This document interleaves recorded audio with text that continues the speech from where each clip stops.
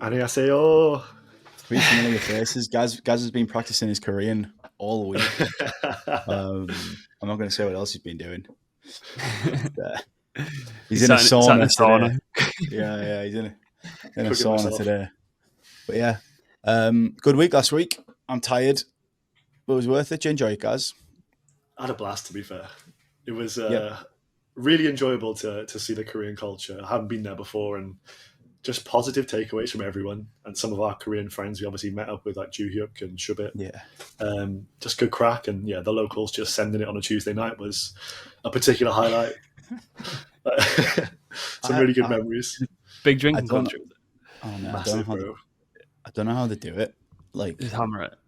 Just stumbling out of bars at like half legless. 12, 1 o'clock. Like legless, like not even just like, oh, I've had a few beers, just like sending it hardcore. Right. And just like performance levels in the office the next day just not dropping. Just like bam, bam, bam. If anything, going up. Yeah. What do you think of looking from the outside, looking in, Grant? It looked quality. All the video stuff was obviously amazing as per usual.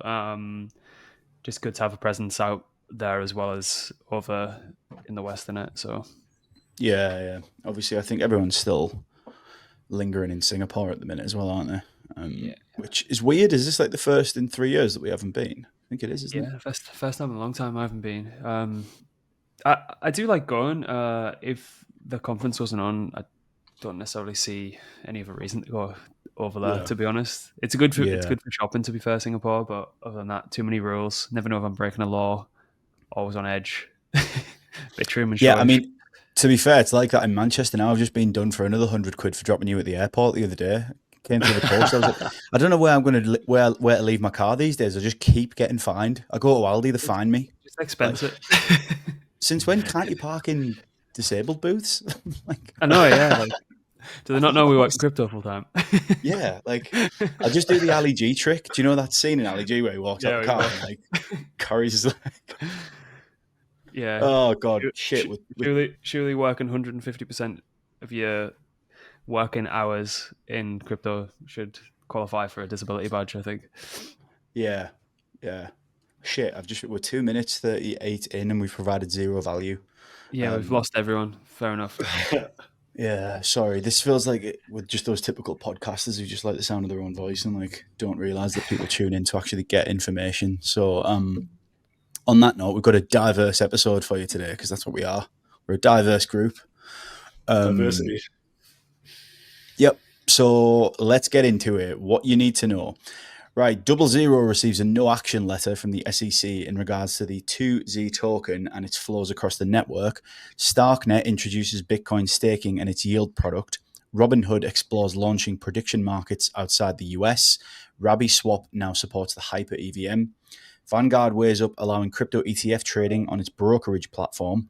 Maple Finance is ending Q3 with a record 4.17 billion in AUM. Tether buys over 8,800 Bitcoin worth $1 billion US. Close to 195 million has been deposited on Legion for yield basis as merit-based pre-sale. That means it was 98x oversubscribed. It's hungry capital. And we have some big stablecoin related developments as per usual because the future is bright, boys. Bridge, the company acquired by Stripe, introduces a new platform for businesses to launch and manage their own stablecoins. Phantom launches a new stablecoin called Cash. Cloudflare unveils US dollar stablecoin dubbed NET dollar for the agentic web. 9 European banks join forces to issue a MiCA-compliant euro stablecoin. Visa is plotting pre-funded stablecoins for cross-border payments. World Liberty Financial stablecoin USD1 to launch on the Aptos network on October 6th. And Plasma steps up to become the 5th largest chain by stablecoin balance. That was a lot of nothing's going up because everything's just a fucking stablecoin. It's a sign, stable up. Do you see as well, Baron Trump reportedly made 80 million from token sales? The Blockmates podcast is brought to you by Yeet.com, and they're giving away $500 every single week to our audience and listeners.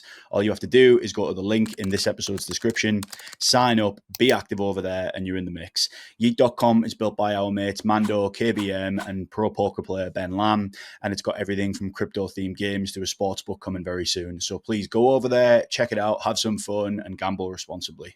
Good lad. Did he? He's 19. What a boy.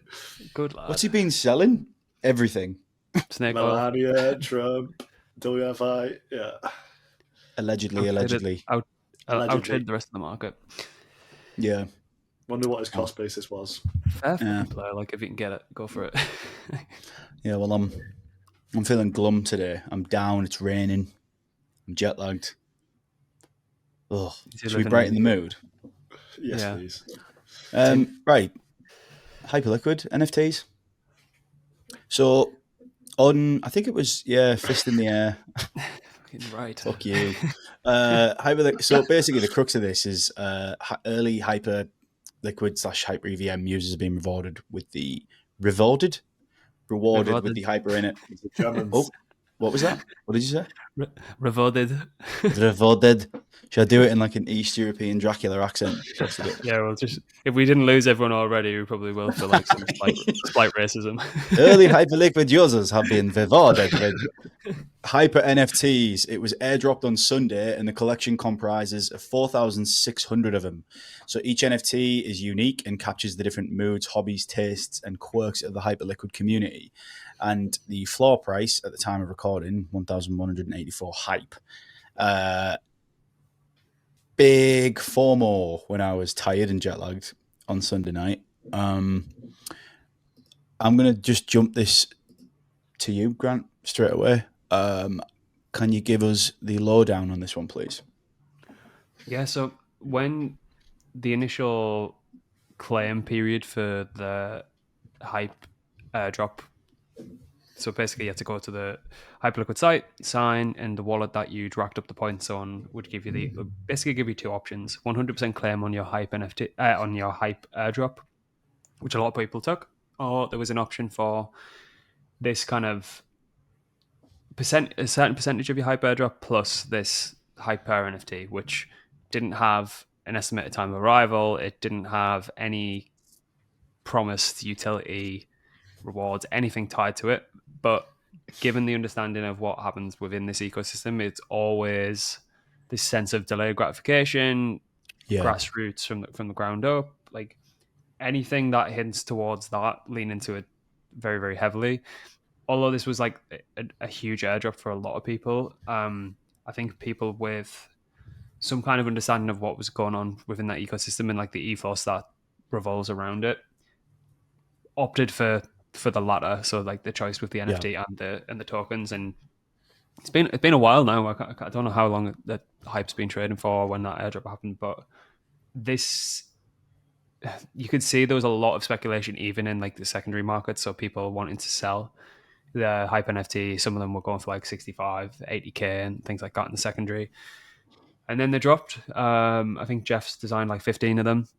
So there are some like super rare grail ones. But yeah, we still don't know. So I feel like that carries the speculative premium. We don't know what it's for. Is this like, excuse me, is this like the initial, I suppose, kickoff point for the next wave of the points campaign, given the backdrop of all these different perpetual exchanges coming online, and feels like just a slight nod to, all right, here's a hint. This is what's going to be happening. Yeah. And then it's like, is this the easiest way to get access to that? And the price built around it is kind of already shown that. Yeah. So just to zoom out from this a little bit. So the bigger picture here, the debut of Hyper is closely tied to Hyperliquid's broader technical push. The NFTs were issued through the Hyper EVM, which is obviously the programmable interface that allows the smart contracts to tap directly into Hyperliquid's L1 liquidity. Two-way communication secured by HyperBFT consensus has enabled developers to experiment with applications like lending protocols, vault tokenization, and liquid staking, which is kind of what you're getting at, Grant, as well, with the bigger picture. At the same time, the launch has fueled debate about the role of NFTs in 2025, which is kind of where where I want to take this conversation slightly, because we did talk about this the other week. After the initial boom and subsequent cooling of the NFT market post 2021, some see Hypurr as a sign of potential renewed interest, I should say. Others question whether high trading volumes and steep floor prices reflect sustainable utility or speculative hype. So people are obviously bullish on him, and it feels very typical Hyperliquid, this. And I'm conscious that we come across as a bit bull-tired sometimes on here, but yet again, even the way they were just sort of like landed in wallets, no minting, no bullshit, anything like that. It just feels very. It's hard not to. Yeah, it's hard. Like everything they do is just like right. Yeah, like airdrops used to be airdrops. Yeah. Like there's no need for like this weird claim thing that everyone's doing now, and like you have to fucking fart down a mic and sing a few songs on karaoke. God, like what was the Magic Eden one that they did? Remember that? Guys, you did that dance, didn't you? What happened there? Fuck off. You a dance. What did you say there, guys? As I was talking about the NFTs, you said something and we spoke over each other. What do you think of this?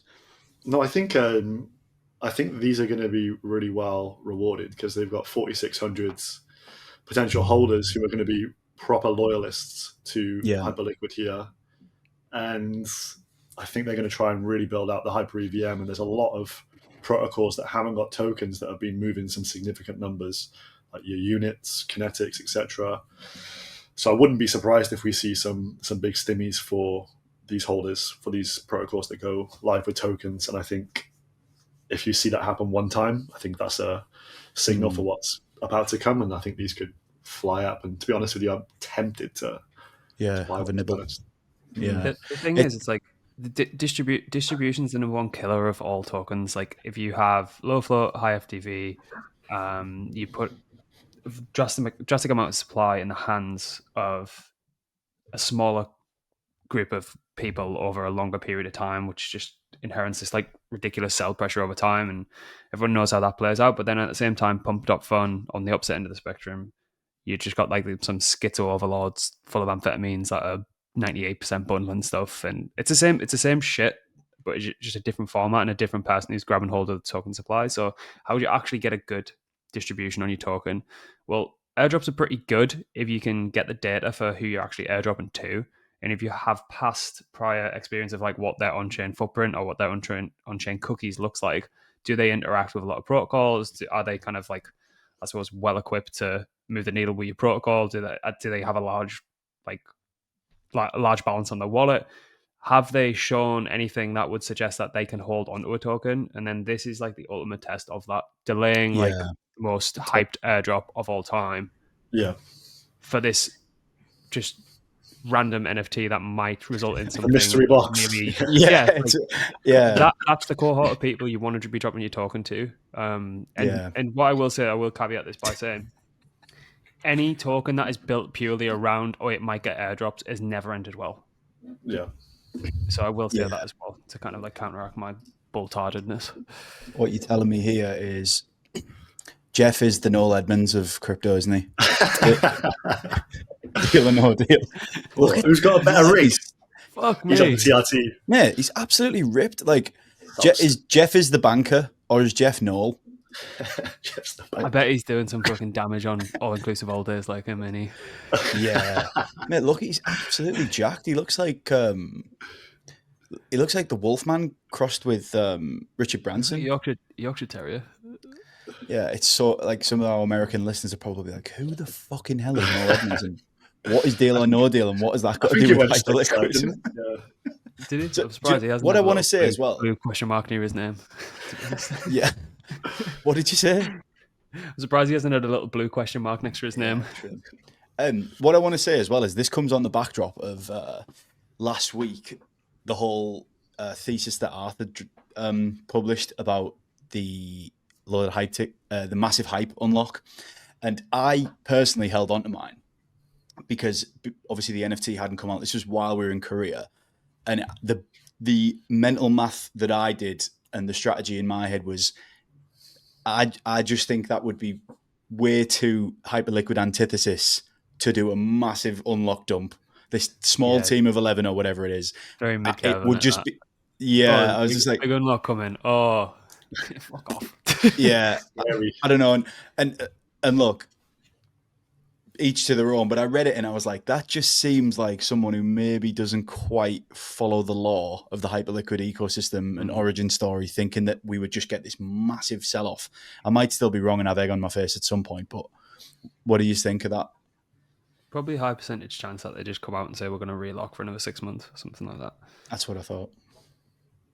Yeah. That would follow the, like, not that, like, kind of, it would follow what's previously came before it, I think. It'd be definitely in line. Yeah, that was the thinking. So bottom line here is bullish Hyper NFTs. Yeah. One more thing. I don't know what you think about this, but if this was to signal, like, if this NFT drop was to signal that, right, we might be kicking into the next points campaign, we might be kicking into this next round of airdrops. Obviously, there's a certain amount of supply kind of cornered off for future incentives and community incentives and all that kind of jazz, which effectively just means there might be another airdrop.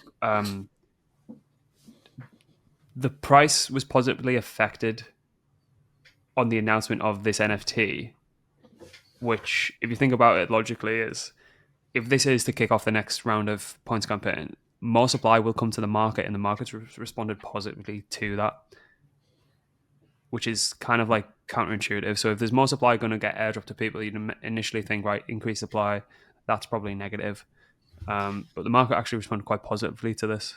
So I don't really know what to think of that, to be honest. But it was a pretty positive response, all in all. Yeah. I think the resolution of what they do with the airdrop will see price appreciation overall.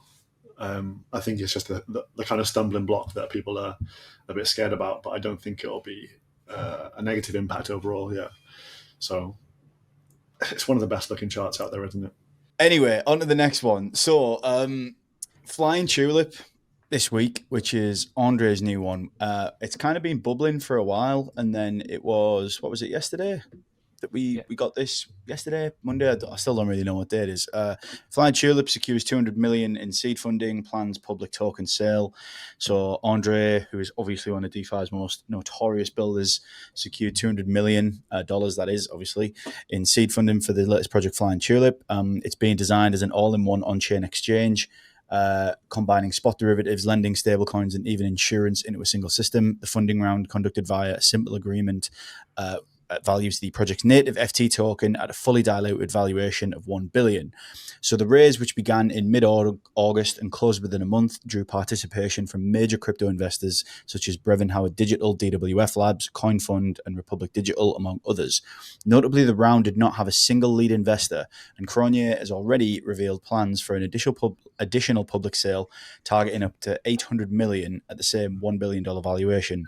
Unlike typical token raises, Flying Tulip's model introduces what Cronje calls an on-chain redemption right, a perpetual put that allows investors to burn FT tokens to redeem their original contribution in assets like ETH. Did I hear you say something there, Gaz, as I was rattling through that? Yeah, I think it's one of these things that the kind of sentiment towards this straight out the gates kind of makes me lean slightly bullish on what could happen here, because crypto Twitter has been off the mark continually this cycle, and I think a lot of people are screaming that it's another Andre Rugg kind of vibe is what I'm getting from this. But he is a serial cook. Obviously, not everything goes to plan all the time, but this is his like pet project he's teased for quite some time, and has been very much, I think, deeply invested in delivering something really of high quality now. So I think in terms of like the trade on this, it might be worth taking a punt, because you've got that put option of you can get your collateral back. So apparently it's a no loss entry into this and then upside only potential. So of course that sounds a little bit too good to be true, but that's the way they're running this, that they're going to use the collateral you submit to essentially farm within DeFi and generate yield on it. So in the spirit of us being crypto education experts, can you just dig into that for us, please, Gaz? So they've raised that $200 million, but it's not like they're going to spend it. So say you've submitted Ethereum, you've put in your couple of ETH, 5K's worth or whatever it is, and then what they're doing is actually going to hold the collateral for you. They're going to use the collateral to farm within various protocols. This is going to be initially on Sonic. And you have the option, I think there's some queue involved, but at any time, you've got the ability to burn your tokens back for your collateral. So he's saying that I think it's for every dollar of TVL that you submit, you get 10 FT tokens back. And then obviously you can take them back at any given stage if you so wish. So there is essentially just a free upside punt on what he's cooking here, and he requires obviously a lot of collateral to do the farming that he's mapped out here. So Yep. it seems like a decent shout, and the fact that he's got 200 mil of investment capital behind it already, like people are obviously willing to have a crack here with him. So I don't know if he'll raise 800 mil mind, but we'll see. Before I go to you, Grant, just some extra context. So Cronje said this feature is intended to reduce pressure on teams to chase short-term token price movements, providing a mechanism where investors can at worst exit at what they put in greatly reduces stress and overhead. He explained a material shared with investors, which is obviously what Gaz is explaining to you there. According to the pitch deck, funds raised won't be spent directly, but deployed into strategies across DeFi protocols like Aave and Spark, targeting a 4% annual yield, as we're saying, because that's what we are. Teachers of the crypto. What do you think, Grant? What's your thoughts? If anything, it's the complete opposite of under-skilled teams raising a shit ton of money to create a non-existent product that nobody actually really needs. So basically what they're saying is the team don't eat unless the protocol does well. So let's say they only they get the 200 capital commitment, which they've got. No, that doesn't get touched. Obviously, that gets put to work. Then that's from like the VC commitments that they've got. So it's like effectively like yield farming with an extra couple of steps that Flying Tulip actually look after. Portion of that then goes to the team. Let's say they raise like another 300 million public, which I think would be a little bit of a push, but let's just say so to like a nice round 500 million. 500 million would basically increase the Sonic TVL by 3x at given prices, at given TVL, because 250 million in the ecosystem currently. Anything above that obviously just continues with that multiple. So maybe the opportunity there is, one, who are the protocols that are going to benefit directly from this massive increase in TVL, whether it's split through Aave, like Sky, or maybe there's some smaller protocols. Probably start to look at some, if anyone's like smart, they'd probably go and build an Athena competitor on Sonic right now, because that's something that's going to yield quite high APRs and going to attract a lot of TVL. We're way too busy to go and do anything like that. But I like the idea that there's an aligned incentive of the protocol doing well before the team actually get any upside in it. And it's like putting other people's money where their mouth is, effectively. So, this isn't going to get off the ground unless the protocol is actually doing well. So instead of just burning through a load of capital that the industry is very, very good at doing, like $100 million rounds and stuff like that, led by A16Z and shit. Like, where's that money actually going? Is actually getting put to use? A lot more transparent. Again, Andre coming around with something that's flipping the whole industry on its head. Maybe starts a little bit of a trend like he always does with his innovations. But yeah, he doesn't do things normally, does he? So it's going to take a while for people to wrap their head around how this actually works. So let me just ask you then, because basically it's positioning itself as not just another DEX, which obviously that's the party line, isn't it? Ground up rebuild of DeFi infrastructure, integrating AMMs, lending markets, CLOB, obviously, derivatives, insurance, and a stablecoin called FTUSD. within a single cross-margin framework. And then at launch, it's going to focus on Sonic, which is no surprise. Recently offering zero-fee trading, and therefore it will then expand to Ethereum, Avalanche, BNB, and Solana. Revenue streams will include trading fees, lending spreads, stablecoin yield, and insurance premiums. What do you think this means for the Sonic ecosystem, which has been struggling over the summer, really? Obviously had a blazing end to last year, start to this one, tailed off. Any early predictions? It's a DeFi native ecosystem, isn't it? So if they can get a shit ton of capital over there, they're going to get a good churn on those dApps potentially. So it could be bullish for certain applications. I think it's quite bearish Sonic, the token itself, because I think people will speculate on this rather than S having had their ass handed to them previously, maybe. So I'm interested to see how it plays out. Okay. The only thing with this is that if there, like, let's say again, there's 500 billion round number, we just continue with that analogy for a second. If people understand that the underlying can be redeemed for whatever's in the treasury, this is probably going to, the token price is probably going to mirror the assets and basically the assets under management, or the NAV of the protocol. So you're probably not going to have this like extremely volatile or explosive token with the FT token, because it's inherently tied to the assets that are underlying it. So every sell and every redemption burns token, so it becomes like deflationary over time. But if the premium of like the total market cap starts to kind of like dislocate between how many assets are actually managed by Flying Tulip, that's when things start to get a little bit frothy. And over time, these things tend to play out as if like, right, we will just revert to like what the net asset value of that treasury is, because people are comfortable that they can actually redeem at that value.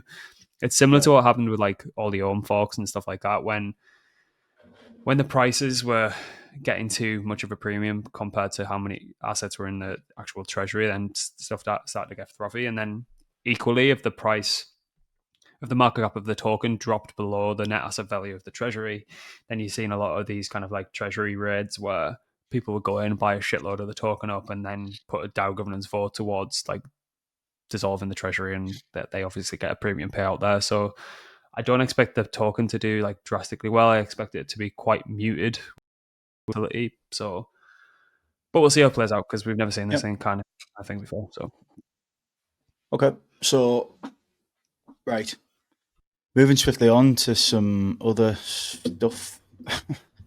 So from revolutionary DeFi products from Andre to we bring the episode to a close with the crypto streamers arrested after placing pump.fun banner on Hollywood sign. Yeah, it's obviously a stunt that these guys have pulled just because it's content, and that's the world we're in. Content. But I saw this and I was just like, I mean, I guess how do I feel about this? So, and this will have more context when I go on to the next one. Maybe it's my age. Boomer. Yeah, I'm an unk. But like, this is just like the absolute like worst thing for me about being associated with crypto. It's cringe. What do you think? Like, am I just a grumpy old fuck? Like old, but like, what is? Yeah. It's been a few. The only thing that's bullish about this is the guys seemingly wearing Philadelphia Eagles jerseys, which I do like. But yeah, I mean, why? I think we just live in that era now where everyone's trying to one-up each other, and apparently the law no longer matters either. So if you got a trespass or commit the odd felony here and there, that's what's getting the attention. So yeah, I think it's just bearish humanity, what we're seeing on pump.fun. Bearish humanity, yeah. It's probably bearish bullish pump. bullish pump. Because there's so many people who want to do this kind of thing. You're infinite plebs who will do this. Maybe like the pump token is humanity bear token. Like, doesn't mean you won't trade it. I've just bought them earlier. It looks good, doesn't it? Do you not think like this engagement at all costs is kind of like topped. Yeah, I do. Like I feel like the rage engagement type of way to direct people towards what you're doing. I feel like it's so done now. Like there's been so many people who've like done it to death, and it's like I just don't feel like it's very creative whatsoever. I feel like there's way better ways to do it. That are a little bit outside the box, that haven't been like down this well-trodden path that a lot of people have done, and it just feels like a bit like everyone knows the game now as well. Like if you study kind of like engagement and content creation and all that kind of stuff, so it just feels a bit like cringe at this point. Yeah, and I think you're right, and I think, and it's good, and I think people who probably listen to Blockmates, I would like to think the majority of our audience would be with us on this one. So please tell us if you are, if you've made it this far into 30 minutes of whatever the hell we've been talking about. But for every reaction, obviously there's an opposite reaction most of the time. And yeah, I agree. I do think this sort of stunt-based bullshit has probably topped. But clearly, if you look at some of the replies and responses to it, like people are still into it. Yeah, people are laughing up. Are they people though? Like, yeah, that's it. That's another the type of person that would go out of their way to like even fabricate or like just kind of like create this theater around a situation that probably like has happened, but has happened to the extent that they're making out. Like I've seen some of these people where they make out that the house has been raided and like all this kind of like bullshit. It's so like done. Like that whole thing of, oh my god, do you see what happened? Like when it's just pure theater, it's done. Like it's been done for a very, very long time now, and I feel like people thinking that that's novel or unique to drive engagement towards something is so past the mark. It's ridiculous. Yeah, agree. No more time on this. On to something else a little bit minging. Not entirely minging, but a little bit. So, right. The state of crypto KOLs in 2025 awards bots and the business of attention. So, what was his name again? I'm sure I'm about Professor to find Crypto. out. Professor Crypto, yeah. So, in the crypto world, a KOL is someone with many followers. is that how we're defining them now?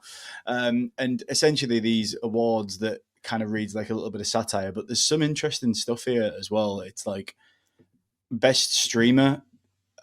I don't even want to talk about this guy. Bald best artist. I'd agree with that. And this guy again, Professor Crypto, Call of the Year, Frank Comeback of the Year, Monad Best Layer 2, Zora Best Overall Project. And I wanted to pull up this tweet, which actually does like summarize it pretty well. So Professor Crypto just won Best Crypto Content Creator of the Year again. Here's what he's done since last year. In 12 months, 0 promoted tokens went up. 50% turned out to be rugs.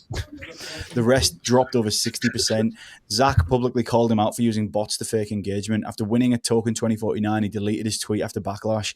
Promoted tokens like H1, WLFI, and RGR are massive failures. Worldwide dumped 60% in under a week. RGR rugged completely and disappeared. He predicted Sol at $300. Many of his followers are fake with identical likes and bot replies. These tokens often have low liquidity and no major exchange listings, 0% success rate, 2 Content Creator of the Year awards. What are we doing here? The ghost. It's like the Eurovision Song Contest.